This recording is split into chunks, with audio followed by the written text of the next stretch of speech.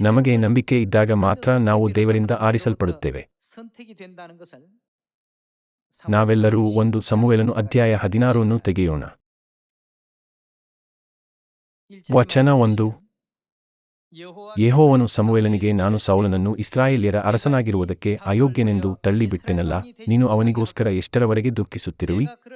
ಕೊಂಬನ್ನು ಎಣ್ಣೆಯಿಂದ ತುಂಬಿಸಿಕೊಂಡು ಬಾ, ನಾನು ನಿನ್ನನ್ನು ಬೆತ್ಲೆಹೇಮಿನವನಾದ ಇಷಯನ ಬಳಿಗೆ ಕಳುಹಿಸುತ್ತೇನೆ. ಅವನ ಮಕ್ಕಳಲ್ಲೊಬ್ಬನನ್ನು ಅರಸನನ್ನಾಗಿ ಆರಿಸಿಕೊಂಡಿದ್ದೇನೆ ಎಂದು ಹೇಳಿದನು.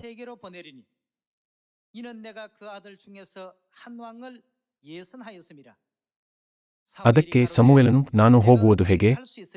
ಇದು ಸೌಲನಿಗೆ ಗೊತ್ತಾದರೆ ಅವನು ನನ್ನನ್ನು ಕೊಂದು ಹಾಕುವನಲ್ಲವೇ ಅನ್ನಲು ಆತನು, ನೀನು 1 ಕಡಸನ್ನು ತೆಗೆದುಕೊಂಡು ಹೋಗಿ ಯೆಹೋವನಿಗೋಸ್ಕರ ಯಜ್ಞ ಮಾಡುವುದಕ್ಕೆ ಬಂದಿದ್ದೇನೆಂದು ಹೇಳಿ ಇಷಯನನ್ನು ಅದಕ್ಕೆ ಕರೆ.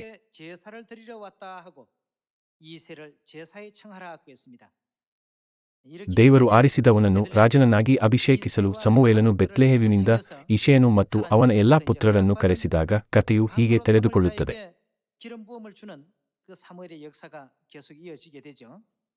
ದೇವರು ಯಾರನ್ನು ಆರಿಸಿಕೊಂಡಿದ್ದಾರೆಂದು ನಿರ್ಧರಿಸಲು ಅವನು ಇಷಯನ ಎಲ್ಲಾ ಪುತ್ರರನ್ನು ಕರೆದನು.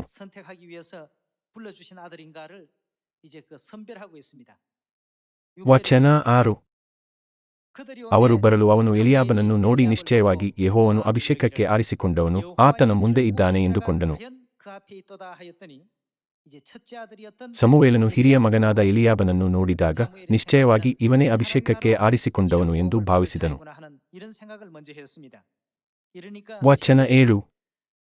ಆದರೆ ಯೆಹೋವನು ಸಮುವೇಲನಿಗೆ, ನೀನು ಅವನ ಚೆಲುವಿಕೆಯನ್ನು ನಿಳವನ್ನು ನೋಡಬೇಡ, ನಾನು ಅವನನ್ನು ತಳ್ಳಿಬಿಟ್ಟಿದ್ದೇನೆ.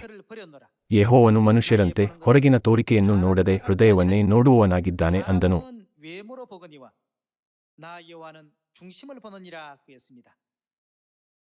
ದೇವರು ಹೃದಯದಲ್ಲಿ ಏನನ್ನು ನೋಡುತ್ತಾರೆ? ಅಂತಿಮವಾಗಿ ಅವರು ನಂಬಿಕೆಯನ್ನು ಹುಡುಕುತ್ತಾರೆ. ಜನರು ಎತ್ತರ, ತೋರಿಕೆ ಅಥವಾ ಬಾಹ್ಯ ನೋಟವನ್ನು ಆಧರಿಸಿ ನಿರ್ಣಯಿಸಬಹುದು, ಆದರೆ ದೇವರು ಅಂತಹ ವಿಷಯಗಳು ತನ್ನ ಆಯ್ಕೆಯ ಮಾನದಂಡಗಳಲ್ಲ, ಅವರು ಹೃದಯವನ್ನು ನೋಡುತ್ತಾರೆ ಎಂದು ಹೇಳಿದ್ದಾರೆ. ದೇವರು ಒಬ್ಬ ವ್ಯಕ್ತಿಯ ಹೃದಯದಲ್ಲಿ ತನ್ನ ಕಡೆಗೆ ನಿರ್ದೇಶಿಸಲ್ಪಟ್ಟ ನಂಬಿಕೆಯನ್ನು ನೋಡುತ್ತಾರೆ. ವಚನ 8ಕ್ಕೆ ಮುಂದುವರಿಯೋಣ. ಇಷಯನು ಅಬೀನಾದಾಬನನ್ನು ಸಮುವೇಲನು ಬಳಿಗೆ ಬರಮಾಡಲು ಸಮುವೇಲನು, ಯೆಹೋವನು ಇವನನ್ನು ಆರಿಸಿಕೊಳ್ಳಲಿಲ್ಲ ಎಂದನು. ತರುವಾಯ ಇಷಯನು ಶಮ್ಮ ಎಂಬವನನ್ನು ಬರಮಾಡಲು ಸಮುವೇಲನು, ಯೆಹೋವನು ಇವನನ್ನು ಆರಿಸಿಕೊಳ್ಳಲಿಲ್ಲ ಎಂದು ಹೇಳಿದನು. ಹೀಗೆ ಇಷಯನು ತನ್ನ ಮಕ್ಕಳಲ್ಲಿ 7 ಮಂದಿಯನ್ನು ಅವನ ಬಳಿಗೆ ಬರಮಾಡಿದರೂ ಅವನು, ಯೆಹೋವನು ಇವರನ್ನು ಆರಿಸಿಕೊಳ್ಳಲಿಲ್ಲ ಎಂದು ನುಡಿದನು. ಅನಂತರ ಸಮುವೇಲನು ಇಷಯನನ್ನು, ನಿನ್ನ ಮಕ್ಕಳೆಲ್ಲ ಇಷ್ಟೇ ಮಂದಿಯೋ ಎಂದು ಕೇಳಲು ಅವನು, ಇವರೆಲ್ಲರಿಗಿಂತಲೂ ಚಿಕ್ಕವನು ಒಬ್ಬನಿರುತ್ತಾನೆ, ಅವನು ಕುರಿಮೇಯಿಸುವುದಕ್ಕೆ ಹೋಗಿದ್ದಾನೆ ಎಂದು ಉತ್ತರ ಕೊಟ್ಟನು. ಆಗ ಸಮುವೇಲನು ಅವನನ್ನು ಕರೆಕಳುಹಿಸು, ಅವನು ಬರುವವರೆಗೂ ನಾವು ಊಟಕ್ಕೆ ಕೂತುಕೊಳ್ಳಬಾರದು ಎಂದು ಹೇಳಲು ಇಷಯನು ಅವನನ್ನು ಕರೆತರಿಸಿದನು. ಅವನು ಕೆಂಬಣ್ಣದವನು, ಸುಂದರನೆತ್ರನೂ ನೋಟಕ್ಕೆ ರಮಣೀಯನೂ ಆಗಿದ್ದನು.